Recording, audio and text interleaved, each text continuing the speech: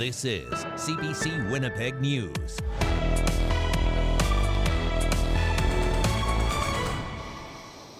Good evening. Thank you for joining us. We begin with the latest at the trial for admitted serial killer Jeremy Skibitsky, and a warning that some of the details in the story that we are about to share may be difficult to hear.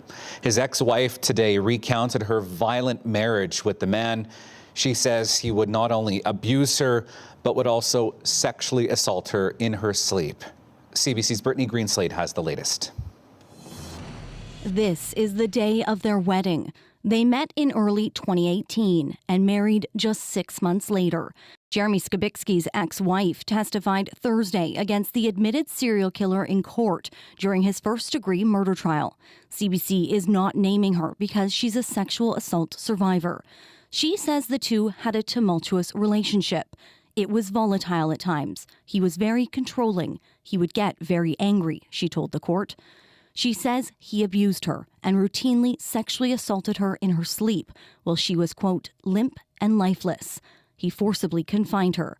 She says he would keep me there and spit on me, laugh at me. I sat there naked for a few days. Instead of celebrating their one-year anniversary together in 2019, she filed a protection order against him. Skibitsky has admitted to killing 4 women: Rebecca Contois, Morgan Harris, Mercedes Myron, and a yet unidentified woman given the name Mushkade Bishake Ikwe Iban, or Buffalo Woman. The 37-year-old's legal team is arguing he shouldn't be held criminally responsible due to a mental disorder. The Crown says Skibitsky preyed on vulnerable Indigenous women at Winnipeg homeless shelters, and they say his ex was one of them. They met at Silo Mission. She recalls meeting him with his friends before going back to his place. She overheard them talking. I just remember him saying, "I really like this one." The Crown also read late-night Facebook messages he sent to her in early May 2022. "Please forgive me if I end up going to prison for life, but I might not be caught. But I could be doing like 3 life sentences." He wouldn't say what happened. Just days later, police say he killed his 4th victim, Rebecca Contois, whose body was found 2 years ago today. Brittany Greenslade, CBC News, Winnipeg. Hundreds of people gathered outside of the Canadian Museum for Human Rights today to raise awareness about Indigenous gender-based violence. The Moosehead campaign started on the West Coast a decade ago. People across the country now walk each year to show support to survivors, and it's no different in Winnipeg. CBC's Arturo Chang reports. A sea of people calling for the violence to stop. Hundreds marched towards the Manitoba legislature, urging Indigenous men to do better. It is aimed at targeting men and boys specifically to bring awareness to the cause to end violence against women and children. Ashley Houston organized the walk. Allies wear moose hide pins, a symbol they're standing up to violence against women, children, and two-spirited people. One single pin will create 5 different conversations about gender-based violence. So the more pins we have out there, the more awareness we raise. Jennifer Chatran brought her teen granddaughter because she doesn't want her to live in the same world she grew up in. I grew up in a time where violence against women and children were okay, and I don't think that's okay, and I would love to end that and stop the cycle. I feel like nothing is being done. Samantha North says she's fed up of hearing stories about gender-based violence in Indigenous communities. She says the women marching with her are the change they want to see. I feel like we're in it now, making it happen as a people, as women, Indigenous women especially. More than 5 million moose hide pins have been handed out Canada-wide. People at the rally told CBC News they hope events like this are not needed in the future. Arturo Chang, CBC News, Winnipeg. A massive wildfire burning near the communities of Flin Flon and Cranberry Portage has grown. The province says it is now at 37,000 hectares. That is an increase of more than 5,000 hectares over the past day. It's still 1.5 kilometers from Cranberry Portage. The federal government promised to provide the province with almost $5 million a year to help battle wildfires. The province will match that funding. The combined funding works out to almost $10 million a year in more money for fighting wildfires. The existing provincial wildfire budget is $51 million. Natural Resources Minister Jamie Moses says some of the new money will be used to train more firefighters.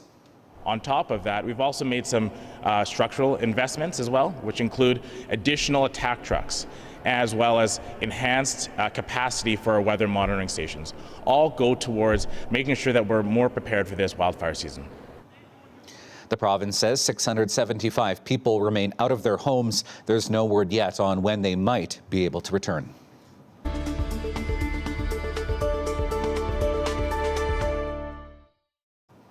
Well, we told you earlier this week about summer camps losing out on provincial grant funding, but it's not just them. Youth sports groups, daycares, and faith organizations are also getting less money from the province or nothing at all. CBC's Ian Fraze is live in our newsroom to bring us more tonight. Ian, what has happened with the government program? Riley, there are more applicants than ever before, but less money to go around. Every year, Manitoba distributes grants through the Green Team program. The money creates jobs for young people working on community projects like summer camps and youth sports. This year, close to $6 million was given out, but that's around $4 million less than last year. Tory interim leader Wayne Owasco says some organizations that expected money got nothing. Now I expect that someone on that side of the chamber will get up, pat themselves on the back, and tell us what they did fund. While they're at it, maybe they can explain, if the criteria didn't change, how exactly they picked the winners and losers. A number of these organizations were in the gallery today watching question period. Afterwards, they met with government officials. We don't know yet how those discussions went. So, Ian, tomorrow is an international day for fighting violence and discrimination against the LGBTQ community. Each party planned statements in the legislature about this issue, but I understand the discussion devolved into partisan bickering. What happened here? That's right. It started with the NDP's Nahanni Fontaine choosing to use her ministerial statement to criticize the Tories, particularly around their election campaign that promoted parental rights. In some jurisdictions, that's meant requiring parental consent if a student wants to use different names or pronouns. And the member opposite gets up to speak in a couple of seconds. Don't believe what they tell you. Believe what they've shown you and continue to show you. Because today, the only thing they should be doing is getting up in the House and apologizing. Where she goes low, I will go high.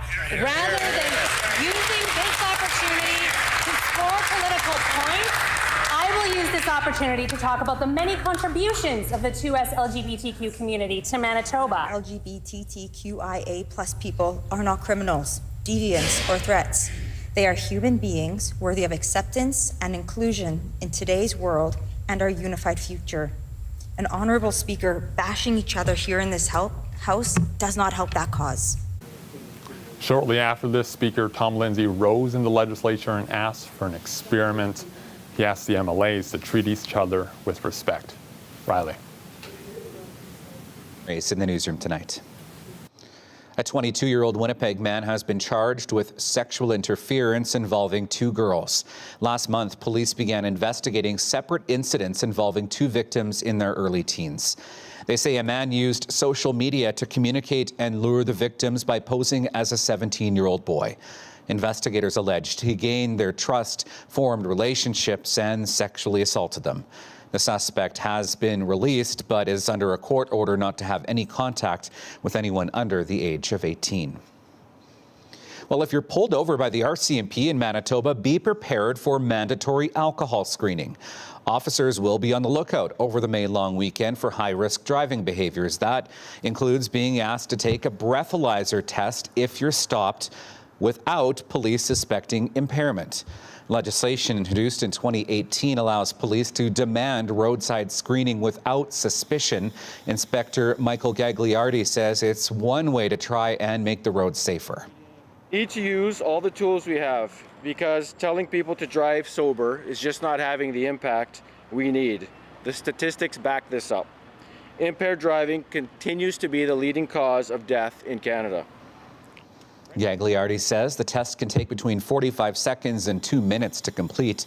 It follows a similar move by the Ontario Provincial Police, who will begin asking drivers to provide a breath sample no matter what they are stopped for. Well, it's caterpillar season again in Winnipeg, and the city is kicking off work to prevent them from further chowing down on our trees. The city will be treating boulevards, parks, and cemeteries starting on Monday. Insect Control says the latest surveillance data shows the creepy crawlers have hatched and have begun actively feeding on leaves. Spraying is expected to last over the next 4 weeks, except for Fridays and Saturdays. Residents can apply for a 30-meter buffer zone in order to exempt their property during a treatment program.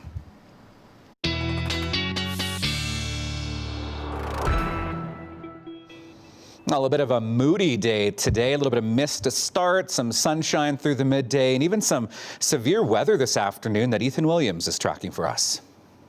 Well, thanks, Riley. A stormy afternoon in Winnipeg, and we got these photos from Netta in the Westwood neighborhood. Some pea to nickel-sized hail filling up the back of the truck here and on her front step as well.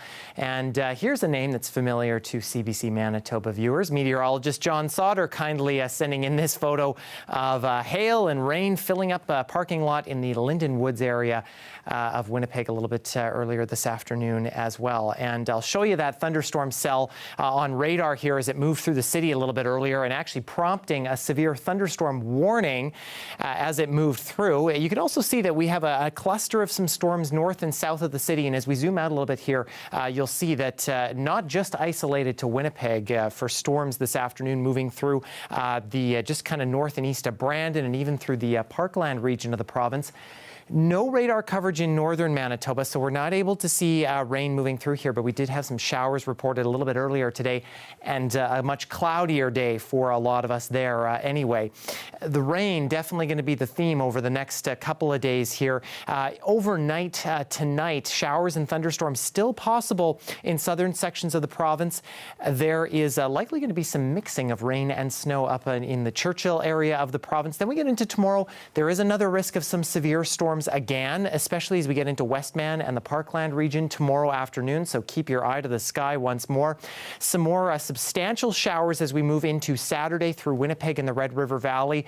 That low pressure then kind of doubles in size and we get to some more substantial rain through northern Manitoba. Now keep in mind these rainfall amounts likely taking into account thunderstorms where we have heavy rain that's fallen. So if you don't get the storms, we won't necessarily see these totals, but could be locally 20 to 40 millimeters of rain possibly by mid-afternoon Sunday. And that, of course, doing wonders for the fire risk, not only in Manitoba, but through northwestern Ontario as well. You can see on the legend there, we will be sitting in the low category for tomorrow and likely the next couple of days as we continue to see that the rain move through. Winds picking up a little bit here and there, especially as we get into the day on Saturday in northern sections of the province, 40 gusting 50, maybe even a little bit higher than that at times. And in the Winnipeg area overnight, we'll see those pick up a little bit here and there. Possibly some showers tomorrow morning. A little bit of clearing, though, by the noon hour tomorrow. But again, a little more substantial clearing by 4 o'clock. But there's the risk of possibly some thunderstorms, and a couple of those could become severe with some winds a little bit gusty at times. I'll have a look at your 7-day forecast, Riley, coming up. All right. Thank you so much, Ethan. We're getting an update tonight on the 68 dogs that were seized from a Winnipeg home yesterday. Animal Services said they were found in inhumane conditions. They range in age from seniors to puppies and pregnant females. Several of the dogs got the full grooming treatment at the Humane Society today. The shelter says they've received nearly 1,700 animal cruelty calls in the last 12 months and have taken in almost 3,000 animals in the past year. But the good news is the Humane Society says some of the dogs could be ready for adoption as early as next week. We are really excited to see these dogs come through our doors fairly social. They look very poor. Some of their teeth are poor.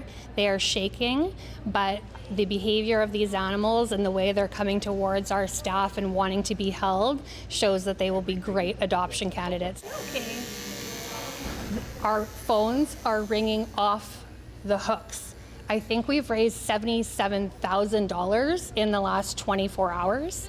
People are calling. PetSmart has come with their groomers. People are asking to do blankets. They're saying, can we give pizza and coffee to your staff? Have the community stand behind us like they do every time something like this happens and we're able to bring it public. I'm so thankful. Still ahead, forest fires continue to rage right across Western Canada. In Alberta, a break in the weather is offering some hope for crews battling the out-of-control wildfire near Fort McMurray. The latest when we return.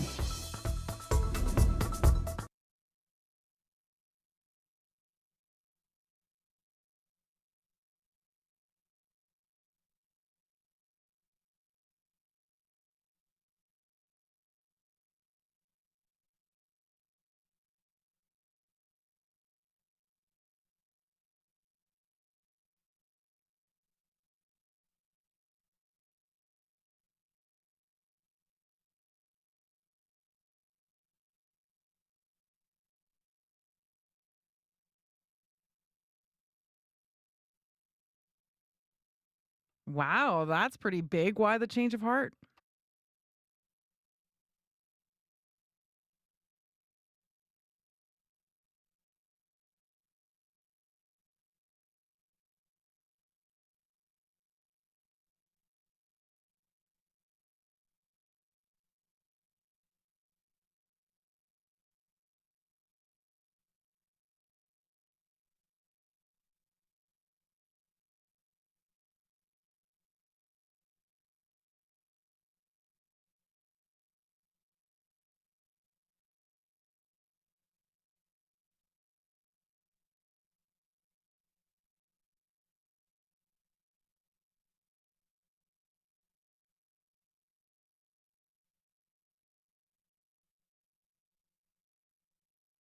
Wow, so how will it affect people who shop at its stores?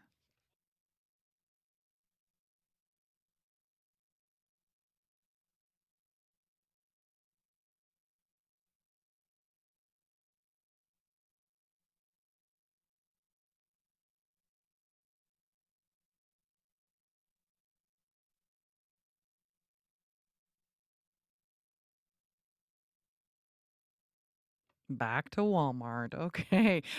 How are the numbers looking, Reed?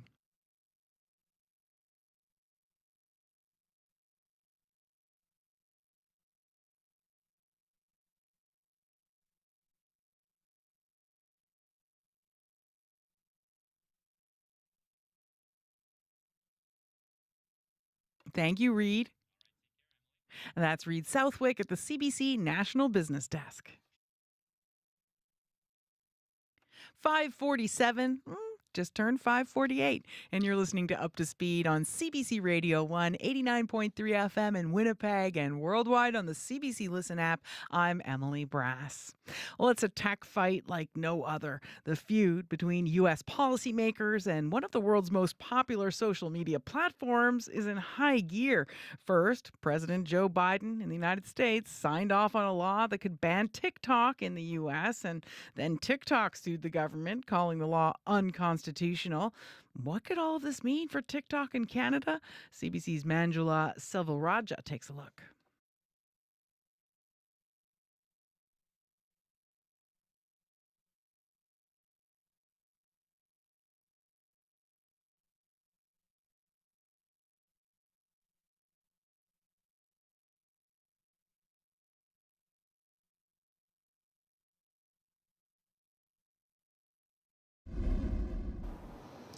More than 6,000 people remain out of their homes as firefighters battle an out-of-control wildfire near Fort McMurray. But rain, cooler temperatures, and calmer winds are now giving crews an assist. CBC's Julia Wong has the latest. There is some cautious optimism from officials about the wildfire that's threatening Fort McMurray. As of Thursday morning, the fire was about 20,000 hectares, and it remains mere kilometers from the community. There are 172 firefighters, 22 helicopters, and 57 pieces of heavy equipment that are working to try and tackle the flames. Officials say that this fire will take time, it will take work to put out because of the size and scope of this fire, but also because of how dry conditions have been. Now, the area has been getting some rain and more is expected in the coming days. Crews will need a lot more to put out those flames completely, but they say this is a good start. We're graced with Mother Nature's kindness here today. We'll take as much rain as we can get on the fire. Obviously, it will have a positive impact versus what we had witnessed a few days prior. It's good to hear. Yeah, it means that we'll be able to get home sooner than later. Officials say that evacuees should be prepared to stay away from the community until next Tuesday at the earliest. They say they don't want to bring people back in, only to have the flames flare up again and have to evacuate people a second time. Julia Wong, CBC News, Lac La Biche, Alberta. Now, the early and intense start to the wildfire season in Western Canada has many concerned about air quality. Last year saw Environment Canada issue a record number of air quality alerts. Now the parents of a BC boy who died last summer of asthma exacerbated by smoke are speaking out about the deadly danger it can pose and the need for better monitoring. Georgie Smythe has that story. BC's wildfire season has begun, and while there's no wildfire smoke in this South Caribou community yet, people here want to be proactive about monitoring the area's air quality. Knowing what pollutants are being carried into town by fire and smoke is especially important to Amber and James Vi. They lost their 9-year-old son Carter last July to a severe asthma attack, which his parents say was brought on by wildfire smoke. When I carried him out to the truck, when we decided he was going to the hospital, he kind of looked up at me and said, "No, I don't like the feeling of this." And that's kind of stuck with me, like, because this wasn't new, really. Like, we've been dealing with his asthma for so long that I feel like he knew that there was something else in the air that day. That night Carter died. His cause of death was listed as a severe asthma attack exacerbated by wildfire smoke. But his parents say his death might have been avoided if their town had better air quality monitors. While they do exist around BC, the closest one to this town is nearly 100 kilometres away. The Vi's want to change that. So with the BC Lung Foundation, they've brought in air quality monitors and have shown the community, including Carter's former classmates, how to build their own air filters. After Carter's death last year, people here are anxious at the thought of more fires and smoke. We're ready to leave if we have to, but I also have to think about the smoke. And that's what I worry about all the time. Every year it's just getting worse and worse, and hearing about Carter last summer was shocking. We have kids the same age. It's going to be, from the looks of things, a very bad, difficult summer, even if we don't, say, get burnt out ourselves. Wildfire smoke is a problem for the whole country. Fire seasons are getting longer, so smoky skies and poor air quality are persisting for longer too. Places like Toronto, Ottawa, New York and DC were blanketed with smoke last summer from fires hundreds of kilometres away. That particulate matter is so small that it can get into your lungs and right through your lung lining and into your bloodstream. So it can cause a lot of short-term impacts, a lot of long-term impacts, and especially if you are living with some sort of lung disease like asthma or COPD, it can have some pretty tragic implications pretty quickly. With wildfires already burning in BC's north, people are anxious to get ready for the fire and smoke that's become inevitable here in the summer. Georgie Smythe, CBC News, 100 Mile House. Look at the sun over Winnipeg today. We did see some hints of sunshine and, of course, some pretty intense hail late this afternoon. All eyes, of course, on that long weekend forecast. Ethan's got that coming up after the break.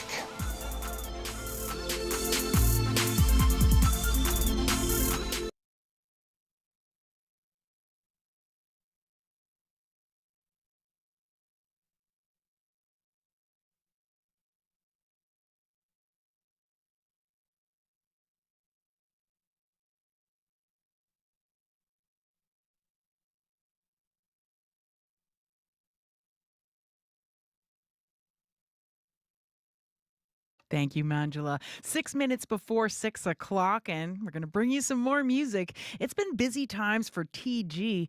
The Edmonton pop artist recently sang the national anthems at the WNBA exhibition games there, and she also shared a brand new single. Here's TG with What's It Gonna Be?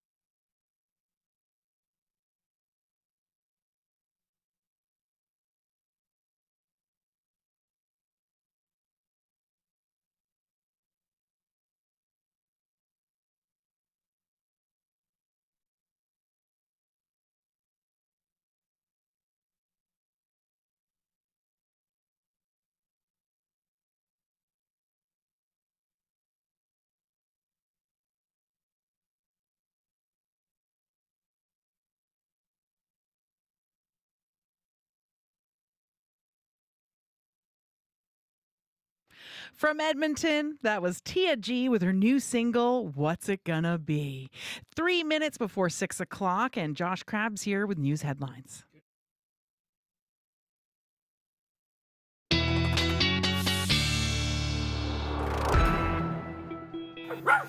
Well, maybe not the best day for the beach tomorrow, like Nika here. Thank you, Ashley, for sending in this great photo. And a reminder, if you want to send in your photos of your pets, you can always send those to talkback@cbc.ca.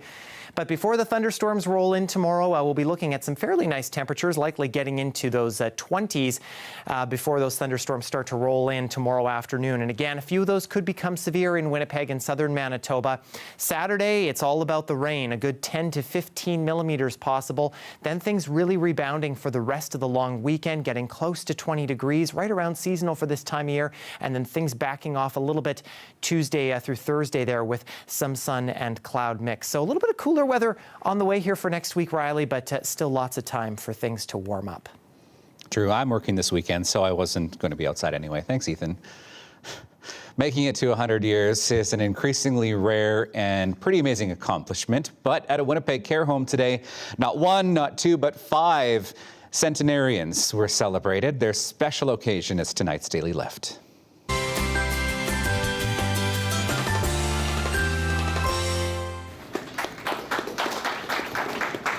This is the first year we've been able to gather since the pandemic, and it's really special to get to celebrate our 5 residents that are 100 or older.